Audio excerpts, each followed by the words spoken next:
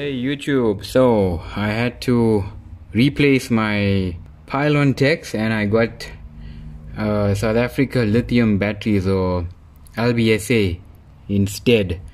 This is a 51.2 volt 100 amp hour 5.1 kilowatt hour, and it has the specific parameters here that are required for charging. In order to get this working, I had to upgrade my firmware on this goodware. Then I had to use the default 100 amp hour option for the battery.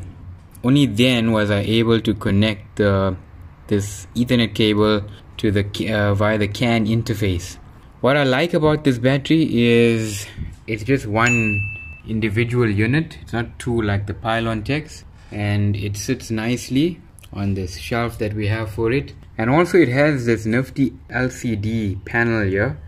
So far we've already done 314 cycles.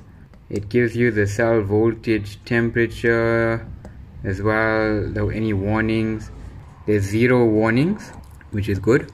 Then let's go up to temperature, and these are the temperatures of the individual cells, I believe. So it's around 30 degrees.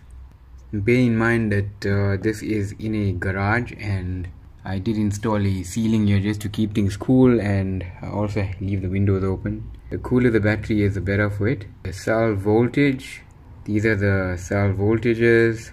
So far it's performing really well in terms of the number of cycles that it's given us. And for one battery like this that is powering an entire house, and 18,000 BTU aircon, Speed Queen heavy duty washing machine, it allows us to work as well in terms of our laptops and printers. I think it's quite a good battery. These wires are like this because it's out of the trunking. It was supposed to be in the trunking here because they were originally meant for the pylon techs. But this is supposed to be a temporary loan battery, but I'm not sure whether I should just keep it now.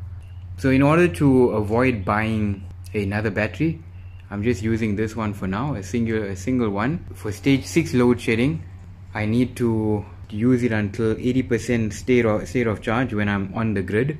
80% off grid will last me throughout the night for stage 6 load shedding. And so far it's working quite well. I'm very happy with it. Thank you for watching.